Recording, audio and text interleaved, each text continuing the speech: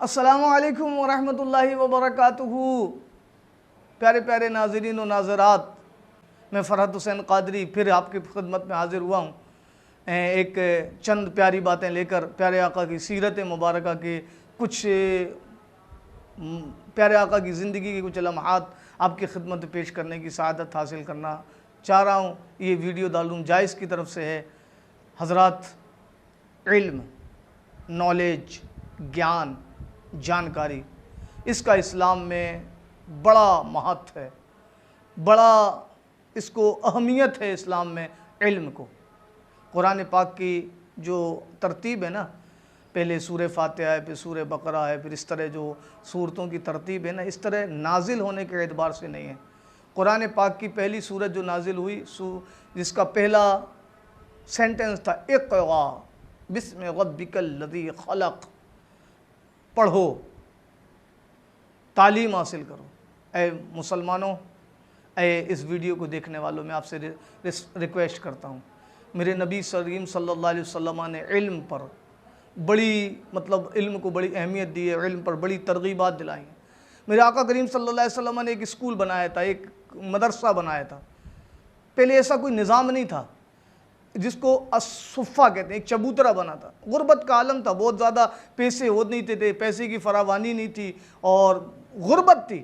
تو اصحاب صفہ، وہ جو اس میں صفہ کہتے ہیں چبوترے کو، ایک چبوترا تھا، وہ مدرسہ تھا، ودیالیہ تھا، اسکول تھا، جس میں جو لوگ آتے تھے دور سے، ان کو دین کا علم، وہیں بیٹھ کے دین کا علم سیکھتے تھے۔ مسجد نبوی میں رہتے تھے، جاتے تھے، لیکن وہ سیکھنے کی جگہ تھی، کلاس تھا وہ اصحاب صفہ۔ تو میرے آقا نے یہ نظام دیا کہ جگہ بناؤ، پلیس پر بٹھال کے لوگوں کو پڑھاؤ۔ میرے آقا کریم صلی اللہ علیہ وسلم فرماتے اطلب العلم لو کان بالصین، اے لوگو علم حاصل کرو چاہے تمہیں چین جانا پڑے۔ اب ذرا غور کریں ہم، چین، میرے آقا کریم صلی اللہ علیہ وسلم جو اللہ تعالی عز و جل کی ذات کا مظہر ہے، کون سا علم ہے جو قرآن میں نہیں ہے؟ کون سی ایسا علم ہے جو خدا تبارک و تعالیٰ نے نبی کو نہ سکھایا ہو؟ کون سا ایسا فلسفہ ہے جو خدا نے مصطفیٰ کو نہ سکھایا ہو؟ کون سے ایسا شعبہ حیات ہے، شعبہ زندگی ہے جو میرے آقا کریم صلی اللہ علیہ وسلم کو نہ معلوم ہو؟ لیکن آقا نے فرمایا اے لوگو علم حاصل کرو چاہے تمہیں چین جانا پڑے۔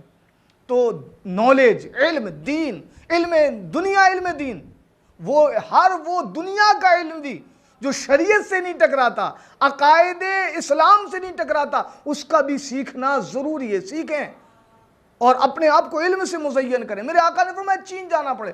اس وقت علماء فرماتے ہیں، مفسرین فرماتے ہیں، اس کی دو وجہ، ایک وجہ یہ ہے کہ عرب سے چین بہت دور تھا، تو اس سے مراد علماء فرماتے ہیں یہ تھا کہ چاہے تمہیں جتنا دور جانا پڑے تم علم حاصل کرو۔ اور دوسرا، اس وقت چین میں جو تھی وہ دنیاوی علوم و فنون کے اعتبار سے اس وقت چین بہت اوپر تھا، پروگریس تھی اس میں، تو تمہیں چین جانا پڑے، دو اعتبار سے فرمایا۔ اور آقا کریم صلی اللہ علیہ وسلم نے فرمایا اطلب العلم من المہد الی اللحد، ماں کی گود سے لے کر، لوگ کہتے ہیں یار ہم تو بڑے ہو گئے ہیں یار، ہم تو اتنی عمریں گزر گئی میری، میں 22 سال کا ہو گیا، 25 سال کا ہو گیا، 40 سال کا ہو گیا، 35 سال کا، نا کوئی ٹائم بونڈیڈ نہیں ہے اسلام میں کہ تم اب اتنے کے بعد دین نہیں سیکھ سکتے۔ نبی نے فرمایا ماں کی گود سے لے کر قبر میں داخل ہونے تک علم سیکھتے رہو، نالج حاصل کرو، دین حاصل کرو۔ اے مسلمانوں، اپنے بچوں کو پڑھاؤ۔ ہماری خانقاہ ہے اہل سنت کی عظیم خانقاہ، خانقاہ برکاتیہ کا بھی نعرہ ہے، ہمارے استاذ گرامی کا بھی نعرہ ہے، دارالعلوم جائز کا بھی نعرہ ہے، اہل سنت کا بھی نعرہ ہے کہ آدھے پیٹ کھائیے، بچوں کو پڑھائیے۔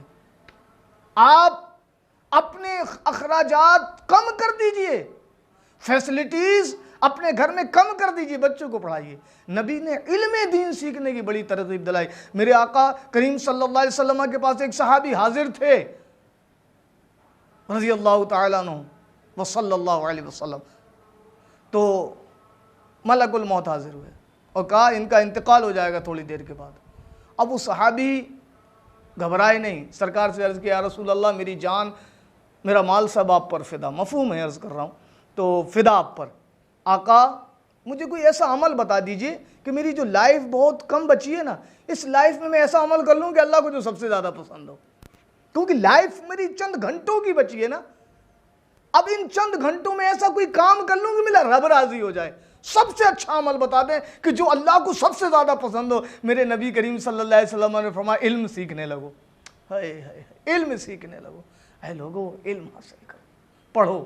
آج ہم پڑھتے نہیں ہیں، ہم نے تھوڑا سا پڑھ لیا صاحب، وہ گھر کے بچہ پڑھائے، ہاں قرآن پڑھائے، آپ اندازہ لگا ہم قرآن کیسا پڑھتے ہیں؟ ہمیں شین سین کا فرق نہیں، صاد ثا کا فرق نہیں، ہمیں عین اور حمزہ کا فرق نہیں، ہم فرق نہیں کرتے۔